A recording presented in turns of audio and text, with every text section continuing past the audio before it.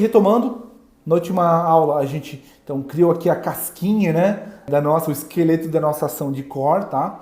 E aí eu vou mostrar agora para vocês aqui como é que eu costumo fazer isso aí nos projetos, tá?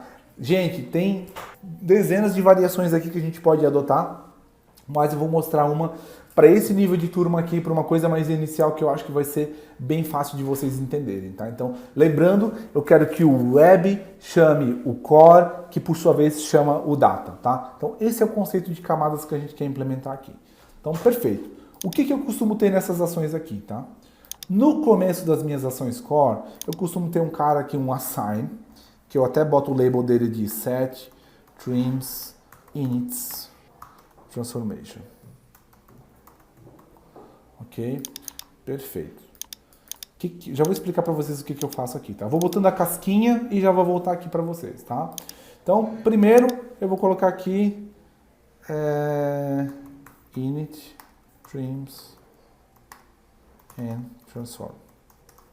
Que é o quê? Inicialização, o trim, na verdade, é você limpar, né, os espaços no começo e no final, que em grande parte dos casos você quer que isso aconteça, tá? São casos muito específicos que você não quer limpar esses espaços, tá? Então, step 1, né, que eu vou colocar aqui, posso colocar como comentário, init, trims and transformation. Beleza. Então, é inicialização, limpar espaços e algumas transformações. Já vou explicar para vocês com exemplos, porque fica mais fácil. O passo 2 que eu tenho aqui, tá? Vão ser as minhas validações. Então, eu vou colocar aqui validation. Depois das minhas validations, a gente vai ter, eu até me arrisco a dizer que a gente tem data manipulation. E o último passo, que é o 4, que é o que eu chamo de set result. Beleza. Nossa, Rafa, assim, já tá virando grego para mim aqui, não sei o que, tá, o negócio já tá ficando cabuloso, né? Não se preocupem, tá? Então vamos lá. Então, Trees and Transformations, depois eu vou fazer as minhas validações, depois eu vou fazer manipulação de dados, depois, que nada mais é do que gravar os dados na base de dados, persistir, né? Ou data, vamos até mudar para data persistence. Beleza? E o set result, tá? Então vamos lá. A gente está falando de ticket, né? O que eu vou fazer aqui, tá? Eu vou fazer algumas validações do meu ticket. Então, vou fazer aqui uma validação que é, por exemplo, se o name for igual a vazio. Se o name for igual a vazio, eu quero dar uma mensagem de erro. Eu quero tipo, invalidar essa ação core, ou seja, eu quero dizer que houve um erro na execução dela, né? Ou seja, houve uma validação que não passou e eu quero impedir o usuário de seguir à frente, tá? Então, eu vou colocar aqui set error. E aí, então, se o nome for igual ao vazio, né, do ticket que eu estou tentando criar, eu quero dar um erro que vai ser message name is mandatory, que é nome é obrigatório.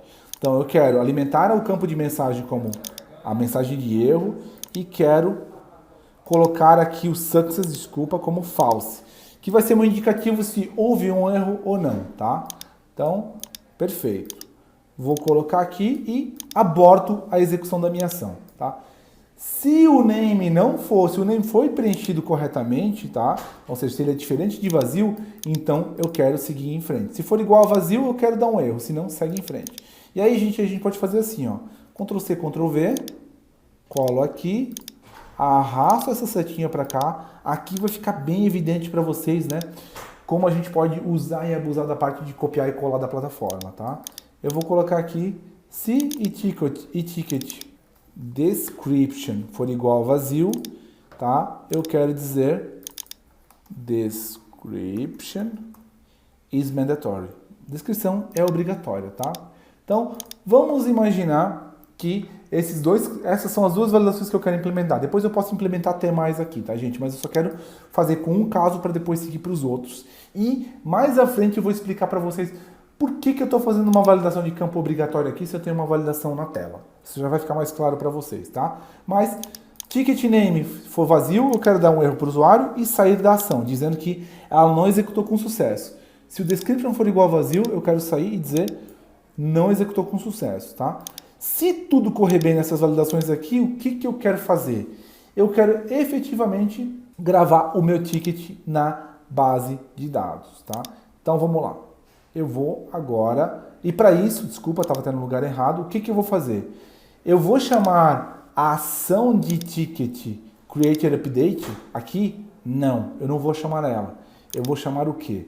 A minha ação aqui da aba Logic, Data e Ticket Created Update, que é aquela minha ação, o meu wrapper que a gente tirou nos exercícios anteriores, que vai garantir que aqueles campos de criado por, criado em, atualizado por, atualizado em, o access key ficam preenchidos, tá? Então, eu vou colocar esse carinha aqui, arrasto para cá, vou colocar o source record, ou seja, que dados que eu estou enviando lá para dentro, o que veio, o que eu estou passando aqui por parâmetro para dentro dessa ação. Então, é o ticket record, esse que eu quero gravar na base de dados, esse que eu vou passar para aqui, tá? E aí, a gente vai fazer uma outra coisa, se tudo isso daqui for bem executado com sucesso, eu posso colocar aqui daí success igual a true e posso dizer que o meu ticket ID, né, foi bem criado e o ticket ID, que eu tenho que fazer aqui, senão ele não vai enxergar, vai ser o resultado daquela data e ticket created update. Perfeito. E aí, posso fazer aqui um set result, só para documentar. Beleza. Tá? Então, aqui a gente tem validações. Tá? Tô clicando e arrastando só para documentar. Aqui a gente tem o data persistence, que eu falei para vocês. E aqui a gente tem o set result, que é, o setar o resultado, tá? Então, dessa forma aqui eu já consigo experimentar essa minha ação lá do outro lado, tá? Agora, vamos só dar uma complementada antes de consumir ela lá, para vocês verem, complementar um pouquinho mais aqui, tá? O que eu costumo fazer aqui no começo, tá, gente? Então, vamos lá. Aqui eu costumo fazer, tipo, inicializações, limpeza de campo, transformações e coisas do tipo. Por exemplo, imagina que eu quero gravar na base de dados, eu tenho a data de nascimento, eu capturei, mas eu quero, cada vez que eu registro alguém, eu quero gravar na base de dados também a idade da pessoa. Esse seria o local para eu validar, né? Por exemplo, se a data de nascimento foi bem preenchida, eu já inicializar aquele campo de idade. Fazer o cálculo, inicializar um campo que o usuário não imputa, né? Que é uma coisa que a plataforma vai calcular, tá? Mas são alguns exemplos. Eu vou mostrar aqui alguns para vocês mais práticos. Então, uma das coisas que eu faço é o seguinte, tá? Nos formulários clássicos, eu faço trims aqui. O que é esse trim? O trim, basicamente, para quem já conhece programação, ele limpa espaços que você tem no começo e no final de um texto. Isso vai fazer com que evite que o usuário tente burlar uma validação de campo obrigatório colocando espaço. Tá? Então, primeiro, ele remove espaços do começo e do fim e às vezes isso gera alguns problemas de usabilidade para os seus usuários, tá? Então, ele remove, se você digitar sem querer espaço e o nome, tá? Ele vai remover espaço do início e do fim e vai evitar também que o usuário, ajuda a evitar, né, que o usuário tente burlar alguma regra de validação de campo de texto, tá? Então, eu vou fazer isso aqui para esse cara e vou fazer também para o description, mesma coisa, tá, gente? Ctrl C, posso deixar aqui, daí vai ser trim, como eu já sei de cor, né? Eu vou colocar aqui, tá? Rafa, onde é que está esse trim, né? Caso eu quisesse fazer na mão aqui. Você tem ele aqui nas built-in functions da plataforma. E aqui você tem funções matemáticas, média, arredondamento, raiz quadrada, por aí vai.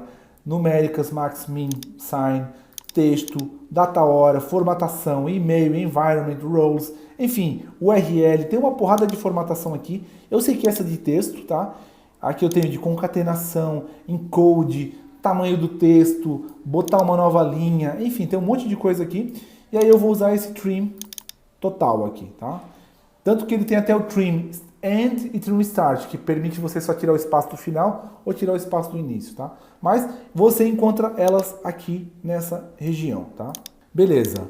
Deixa eu fazer uma cola aqui só para lembrar e ver quando eu salvo o ticket, tá? Vou voltar aqui, estava com ele aberto. Vocês não precisam fazer isso, tá? Mas pode seguir lá no exercício. No save, então o que a gente faz? Sempre que eu estou criando um ticket novo, eu faço, o status fica novo e o User ID é preenchido com o usuário logado atualmente na aplicação. Esse é o tipo de coisa que eu quero passar lá para dentro agora. Legal, então vamos lá. E aí eu posso fazer o seguinte. User ID vai receber o seguinte. If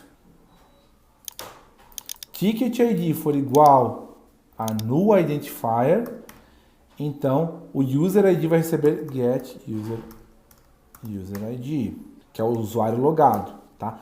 Por mais que a gente esteja desenvolver aqui, daí isso vai ser consumido lá no web, tá? Eles se enxergam, tá, gente? Então, não é porque eu estou num lugar de tela, né, que daí ele não vai enxergar a seção de usuário aqui, tá? Então, essa açãozinha, ela traz a seção do usuário logado em toda a aplicação. Dica muito importante para vocês, quando vocês trabalharem com timers, que são aqueles processos assíncronos, né, que correm lá, ou seja, o job, o batch, enfim, aquelas tarefas que correm lá por baixo, né, no servidor, tá? Ele não tem conceito de usuário, ou seja, você não tem usuário logado, porque aquilo é uma coisa que corre lá na máquina. Então, cuidado para não cair em casca de banana, pisar em casca de banana, achando que vocês vão chamar isso daqui num timer e ele vai te devolver o user ID, tá? Ele não vai devolver, tá? Então, enfim, se o ID for igual a o ticket, né, que eu estou aqui chamando essa ação for igual a nulo, então eu quero passar o usuário logado. Se não, eu quero que ela receba o próprio ID que já estava lá preenchido, tá? Perfeito. Então, vejam, o assign, né, ele é uma atribuição, né? Então, lado esquerdo é tipo eticketRecord.userid recebe o quê? O resultado dessa regra de negócio aqui, dessa validação que a gente fez aqui. Então, o resultado disso vai ser o quê? Se eu estou criando um novo ticket, busca o usuário logado. Se não, busca o próprio campo, né? O próprio dado que já estava preenchido lá. Isso vai garantir, né, que esse campo só seja preenchido na primeira criação, né, na criação daquele objeto, tá? Esse foi o ponto 1. E aqui a gente tem uma outra regrinha de negócio lá, que era o quê? O status, né? Se o status for novo, então eu quero, desculpa, se o ticket for novo, estou criando o ticket, eu quero que o status seja new. Perfeito. Como é que a gente vai fazer isso? Muito semelhante a isso daqui. E eu posso até copiar essa regrinha, copiar essa regra, e aí, onde é que está? Expression Editor, desculpa, agora sim. Copiar essa regra para aqui para o Expression Editor, e aí a gente vai fazer o seguinte, se o ticket for igual a nulo, significa que ele é novo, então eu vou ter o entity.status, status.new. Caso contrário, vai manter o que já estava escrito lá, que é o próprio e-ticket, vou botar aqui até o espacinho para vocês verem melhor, tá? E-ticket record.status.id, então, ou seja, era o que já havia preenchido lá, tá? Para eu garantir que eu só vou marcar ele como novo quando eu estiver criando um novo ticket, tá? Então, esse é o tipo de coisa que eu faço aqui nessa área inicial, tá, gente? Então, beleza, vou publicar. Nossa, esse vídeo aqui ficou gigante, mas não tem problema. O importante é que eu quero enriquecer ele com bastante detalhe para vocês. Vamos publicar e vamos ver lá se vamos consumir isso então lá na nossa ação no próximo exercício, tá? Encontro vocês lá. Até já!